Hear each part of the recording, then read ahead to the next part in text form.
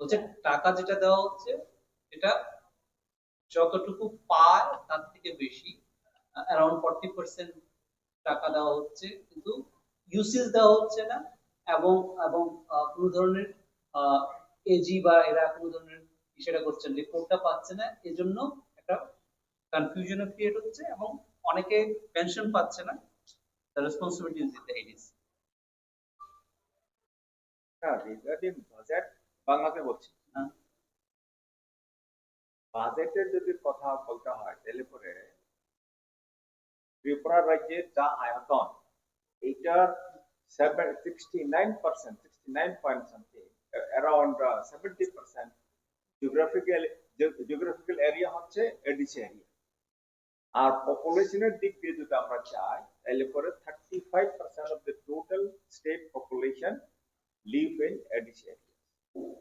তো ADC area তো ত্রিপুরার মধ্যেই আছে। এডিসি কে যদি আমরা ডেভেলপমেন্ট করতে চাই তাহলে পরে এডিসি এলাকার যে ব্যাকওয়ার্ডনেস, জিওগ্রাফিক্যাল ব্যাকওয়ার্ডনেস এবং ওইখানে যে পপুলেশন রয়েছে তাদেরকে মাথায় রেখেই এডিসিতে ফান্ড দেওয়ার কথা। যদি আমরা অ্যাজ পার দি স্টেট আমরা পপুলেশন রেশিও আমরা যদি আমরা বাজেট পাইতে হয় তাহলে পরে স্টেট বাজেট হচ্ছে 32,000 crore। এটার মধ্যে যদি 35% আমরা পাইতে হয়, এডিসি যদি পাইতে হয় তাহলে পরে it comes 12,800 crore। 12,800 crore ADC কে দিতে হয়। এই ক্ষেত্রে এডিসি যে autonomous district council budget pass করে অ্যারাউন্ড 1,000 crore, 1,100 crore এর মতো বাজেট পাস করা হয় স্টেটের কাছে। কোথায় 1,000 crore? এখান থেকে ইভেন 1,000 crore না, স্টেট গভর্নমেন্ট থেকে 800 crore বাজেট অ্যাপ্রুভাল দেওয়া হয়েছে এবং সেই 800 crore যে অ্যাপ্রুভ যে বাজেট সেটাও টাইমলি রিলিজ করা হয় না। অনেক সময় অনেক পারসুয়েশন করার পরে মান্থলি ও তাও দেওয়া হয় না, কোয়ার্টারলি এটাকে রিলিজ করা হচ্ছে। যার ফলে এডিসিতে যে ওভারঅল ডেভেলপমেন্ট আনার কথা এটা আনার পক্ষে ডেভেলপমেন্ট করার জন্য এটা সম্ভব হচ্ছে।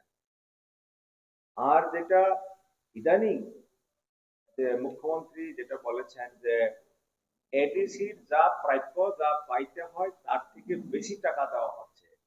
উনি বলছেন মোস্ট প্রবাবলি 39% দেওয়া হচ্ছে।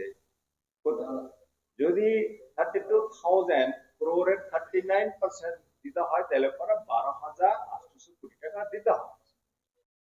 তো বাজেট অ্যাপ্রুভালই হচ্ছে 800 crore, নট ইভেন 1,000 crore।